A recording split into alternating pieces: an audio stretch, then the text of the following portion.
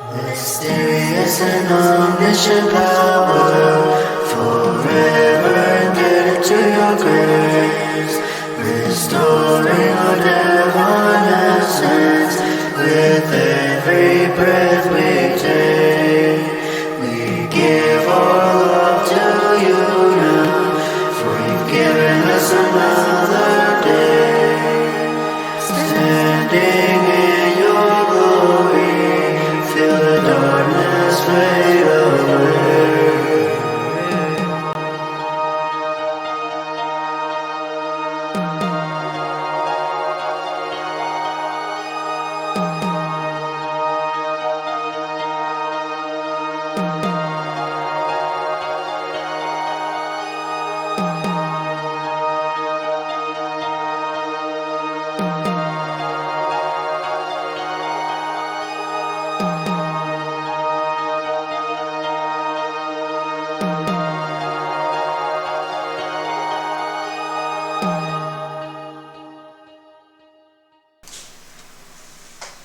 Hello everyone, welcome to Seeker's Sanctuary again. My name is Jared Bro. Kegan Myers. And today we're going to talk about the spiritual topic of divination.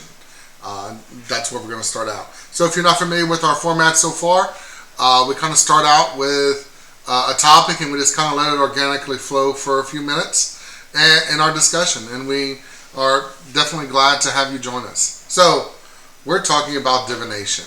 Are you familiar with divination? Mm-hmm. What's divination? Banned in the Bible. Banned in the Bible. Is it? Yeah. Is it? You sure? I mean, doesn't mean it stops people from doing it. Well, I mean, that's debatable too. Some people have said that there are Hebrew priests that actually do divination in the Bible. They do say something about a witch or sorcerer, but they typically mean a bad witch or bad sorcerer, not necessarily a good one. And But what it is, though, is like using something like physical or natural to like connect with the divine, right? yeah, it is. It is. That's right. And some people believe that you don't need an intermediate, right? You should be able to have a conversation with your higher being on your own, right? And typically that's what's in Judeo-Christian beliefs, right? Yeah. And when I mention Judeo-Christian, I'm talking about Christianity, Islam, Judaism, Baha'i, all those religions that are basically Abrahamic. So maybe Abrahamic might be a better term for it. So you're saying it's banned in the Bible, right? Or, and a lot of Christians do believe that. A lot of Jews do as well.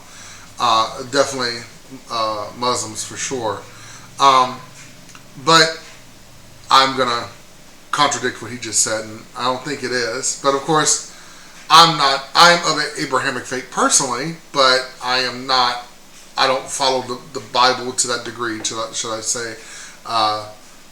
For me, it's a collection of stories. It's not necessarily something that we follow exact, and there's also different interpretations and different meanings as we go along. Well, there's a lot of Bible offshoots that are recognized by Christians, and such as Kabbalah, that maybe practice some forms of divination. Yeah, I mean, speaking of Kabbalah, so that's kind of where we're gonna kind of lead here. One of the most popular forms of divination is tarot, right? And for those who are not familiar, tarot actually developed from Kabbalah, right? The tarot cards are based on the Kabbalah tree of life. The major arcana is linked to the pathways between the sephira of the tree of life. And now there are some that have modified it a bit and taken it from Kabbalah and put it into something called Hermeticism. So they got the Hermetic tree of life, which is a little bit different, but it is derived from the Kabbalah tree of life. So it does typically follow the same thing. Some things have just been, the pathways have been moved around a little bit. But that's what the tarot is actually based on, that, right? And the pip cards, or the numbered cards, are individually and with each of the 10 sephirah, which is why it goes from 1 to 10. Well, I think maybe, pardon our loud washing machine, but I think maybe some people don't know that, and they don't acknowledge that something so like esoteric and some might say new age in some ways, because it's modern now and done now. They don't realize it's so archaic and actually based on something that has Abrahamic roots. A lot of those people are opposed to that, but they don't realize a lot of what they practice is actually originating there. So maybe looking at the origins of things and respecting it and seeing that what we think is so different and opposite from each other is not always so different. So I'm going to offer kind of a counter to that. You see a lot of Judaism as the root for a lot of it. I see maybe they have a common root as opposed to that. But a lot of esoteric traditions are definitely rooted in Jewish mysticism. That is definitely not debatable. However, I would think that there is some elements and also in Judaism that are pulled from Egyptian mysticism, the Egyptian religion. So even more ancient, right? And of course, there's also Sumerian cultures and various other ancient cultures that also had similar beliefs and similar esoteric practices. So it could be older. I mean, you saw it when you researched the Star of David, right? It only recently got associated with Judaism and being a symbol for Judaism, but in ancient times it's in all various cultures. I know. Actually, that was one of the reasons Israelites kept getting in trouble with God. Is because they would take up that star, which is actually the star of like some deities that aren't, widely accepted by mainstream Jewish belief. So actually that star is not originating, the star of Israel's flag is not originating from the Torah. It's actually more originating from Kabballistic roots. Interesting. I know definitely I see it a lot drawing on the Tree of Life. Folding it in on itself creates Metatron's cube, but also if you connect the lower sephirah together, or the middle, shall I say, it creates the star, the 6-pointed star. Well, it's like a unfolded cube, and so if that were divination in ancient days, does that mean that the Holy Land is practicing divination? Does that also mean that Muslims who aren't supposed to practice divination actually do practice divination as well? Because the Kaaba that they circle may or may not represent the same thing, since it is a cube. Oh, the black cube, yeah, most definitely. I have a set of tarot cards here, and I am looking for a specific card known as the Chariot card, because he's actually wearing typical gear from Judaism at the time. And there are some symbols on this card, and this one has been, the symbology is not, it's there, but it's kind of been, what I'm looking for, it's been simplified. So it's kind of hard to see. Maybe I'll bring it in a little closer. It's kind of fuzzy. I do apologize without it being refocusing. But the Chariot card, if you could look this up yourself, they actually have representation of Unum and Thurman, something like that. And I'm a little rusty. Uma Thurman. No, not Uma Thurman. Unum and I don't know. I have to look. Let me look it up real quick. But it's some kind of Jewish divination that they actually used, which is what I was trying to pull up here. I ain't gonna lie, I'm kind of googling right here. Unum and. But it has Divination's played a large part in our development of society. There we go. Urim and Thummim. Okay? I think that's correct. I have to look it up. And it means light and truth.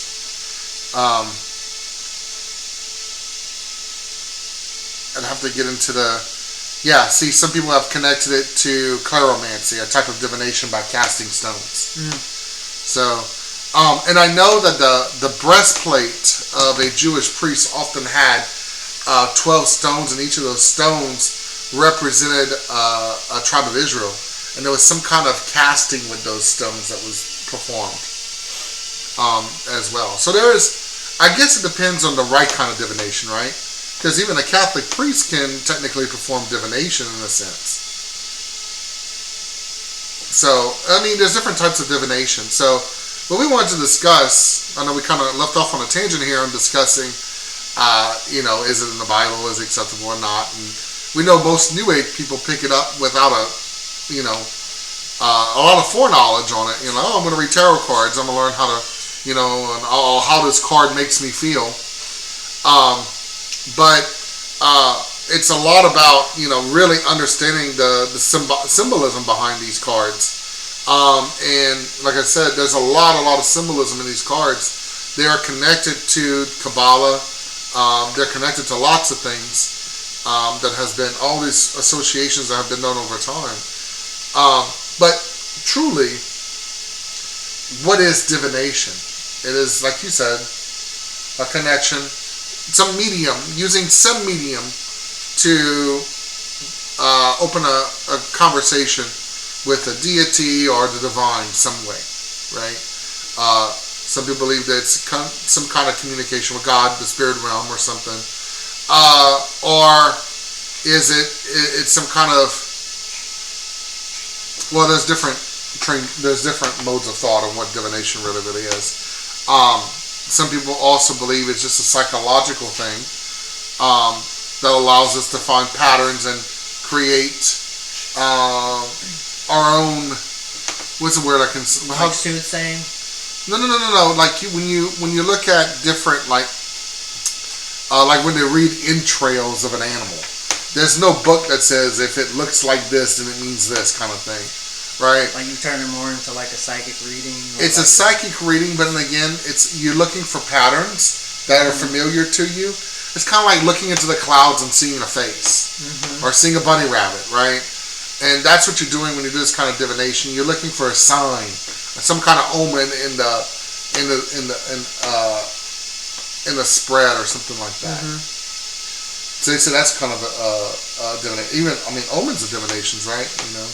So people say they see crows circling around, that means death is coming.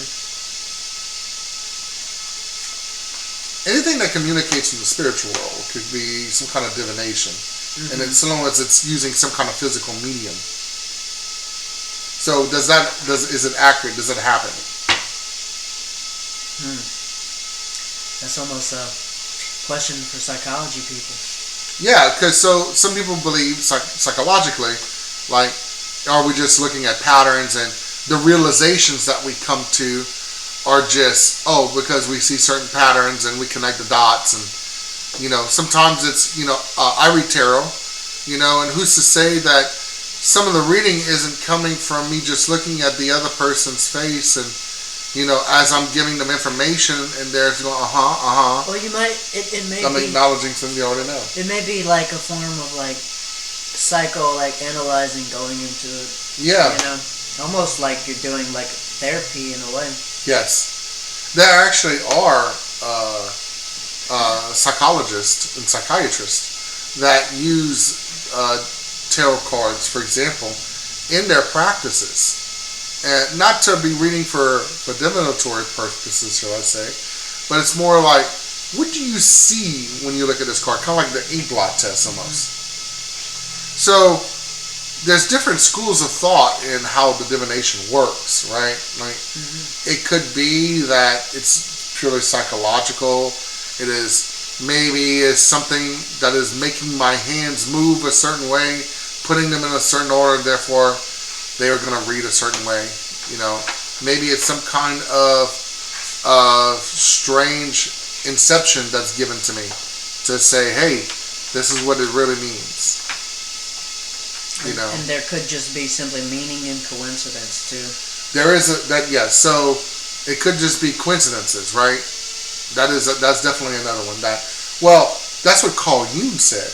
That coincidences with meaning. So it seems to be a coincidence, but the fact that we've given it meaning actually has given it its power. I'm trying to remember what it was called, and I cannot remember for the life of me. Actually, I have it written here. Let me see real quick. Specifically what it is called.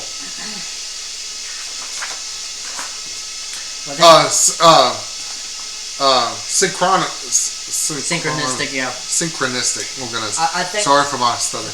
I think if we're here to bounce off of each other, that's why we're here. I think if you ask along those lines, especially if you throw Carl Jung into the mix, I think you're asking like what the links between the subconscious mind and reality are.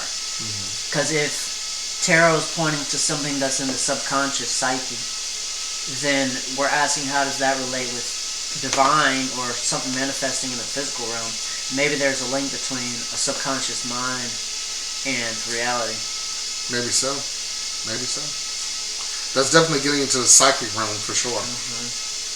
So here's my question now.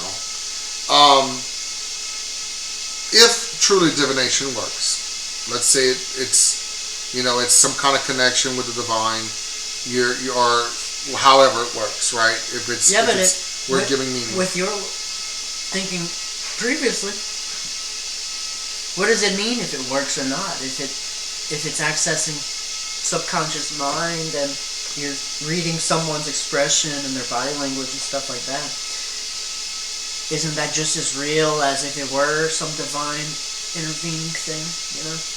Isn't it just as effective? It could be just as effective, yes. But what makes one more real than the other? And who's to say that isn't what it meant? Like, who's to say that isn't the exact same thing? So connecting with your psyche might be connecting to the divine. If we're linked. I guess it depends on how the reading is.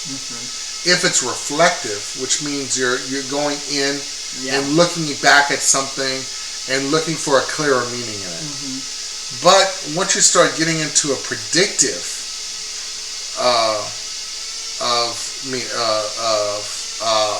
reading, that's a bit different. So when I'm talking about predictive, I'm talking about either forecasting or a prophecy. Yeah. And I'm going to separate the two here, what I mean by forecasting and prophetic. So forecasting means this is the most likely to happen, right? So if I read a tarot and I tell you, your husband's going to leave you or something like that, right? Well, is that a forecast or is that a prediction, right? So I'm making a prediction, I'm sorry, by doing that. Let's say, or am I making a prophecy?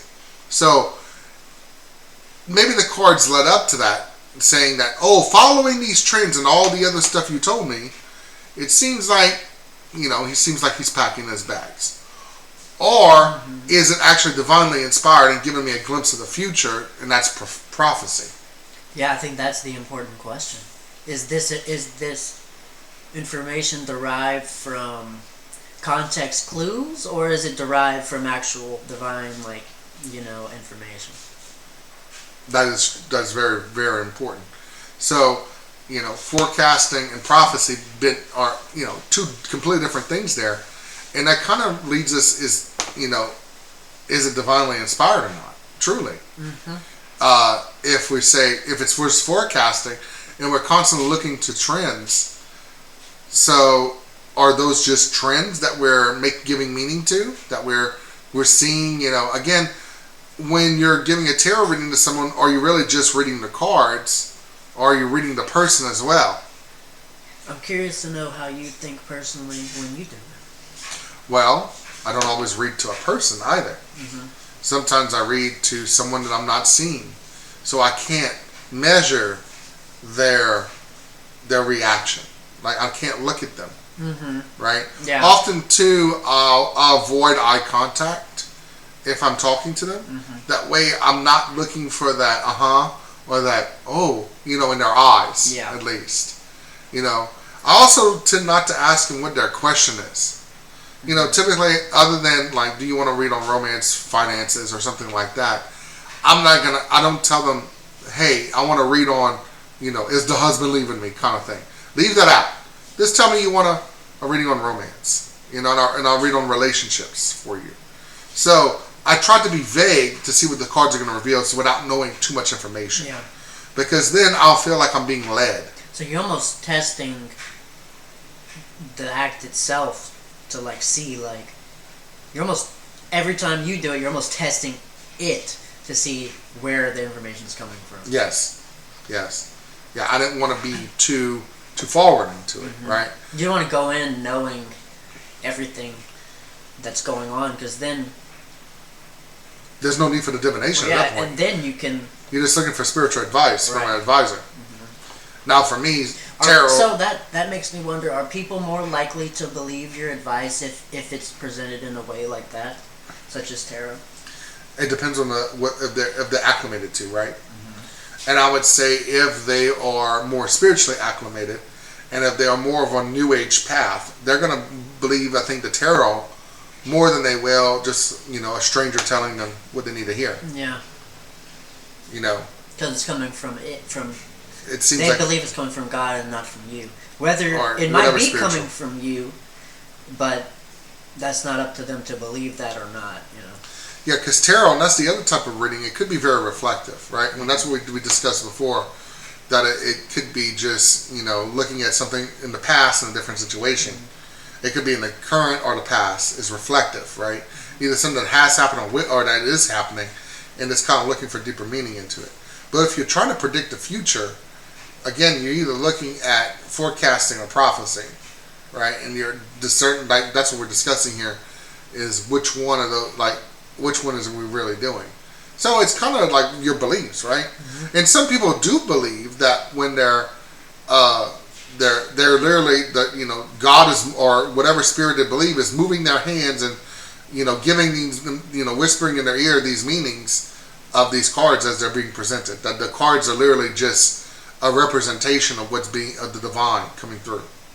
Now, it's just a channel of communication, because there isn't always a clear and concise channel to use the communication, right? So here's an issue with when a spiritual being communicates with humans. It kind of interrupts free will. So if we're given free will, and pretty much every religion believes that we have free will, right?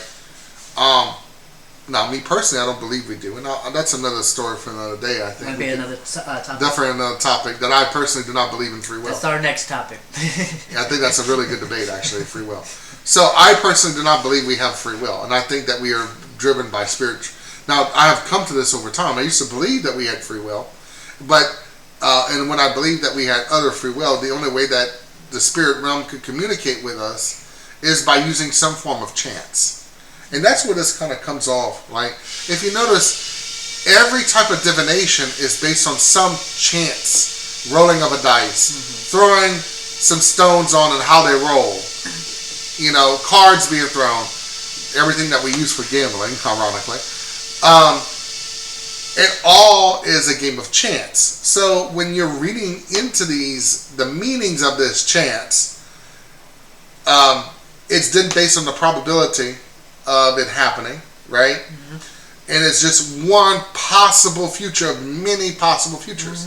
Because even, the ant crawling across your finger and you slap it for a second, that has now changed your course of what you might have done for that day.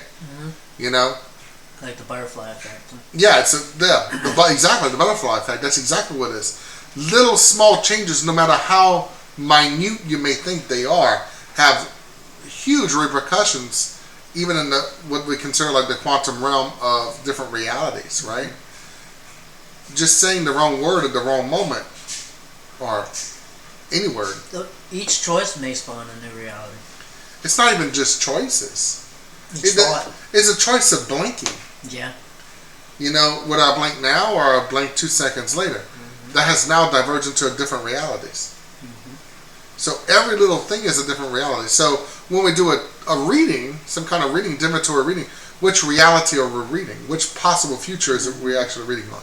So that's why a lot of people say, well, it wasn't accurate because what came to be after I read to you, oh, well, you changed your actions that you were planning on taking, therefore it's no longer accurate. So that's a possibility too. A lot of people have claimed. Other people have claimed it's going to be the best trend. It's forecasting.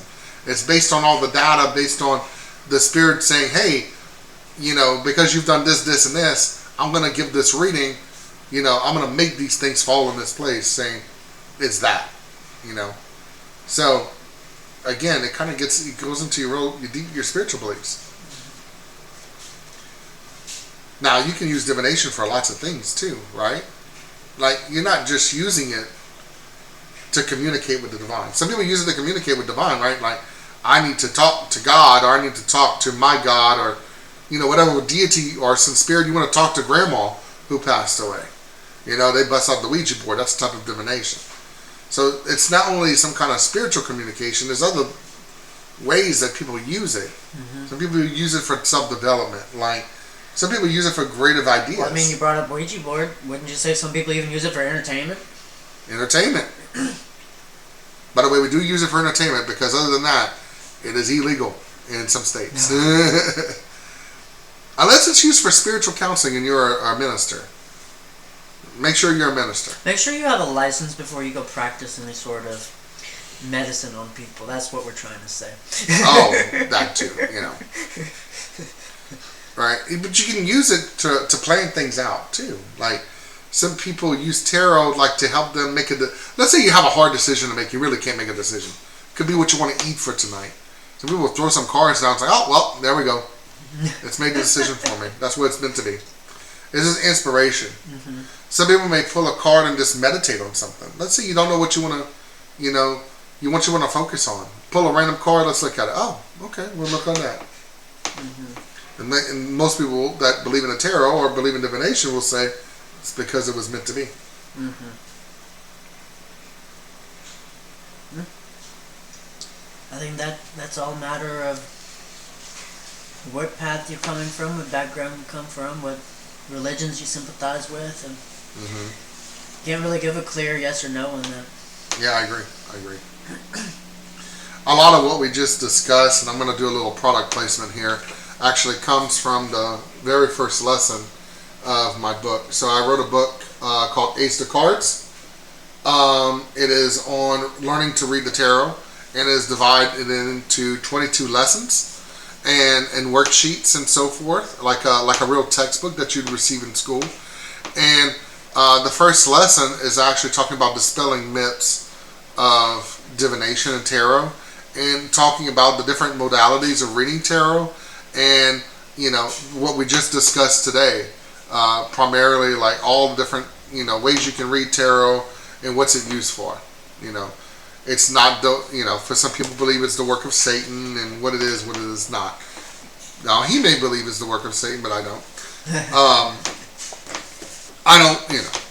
Again, it's got so many. Yeah. Yeah, if you're local, we're actually selling copies of it at Radcliffe Studio and Tie-Dye Elephant in Lafayette, so go pick up a copy locally there and support local businesses as well. And thank you very much for that. Alright, so that's pretty much wraps up today. And we definitely would love to hear from all of you. Mm-hmm. Thank you all for joining us.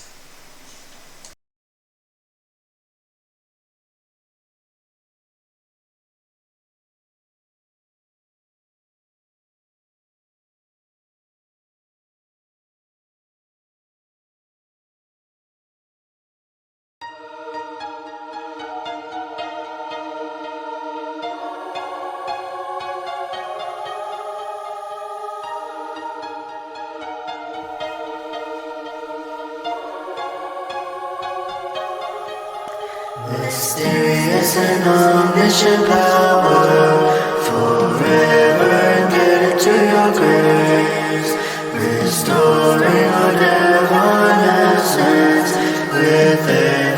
breath we take.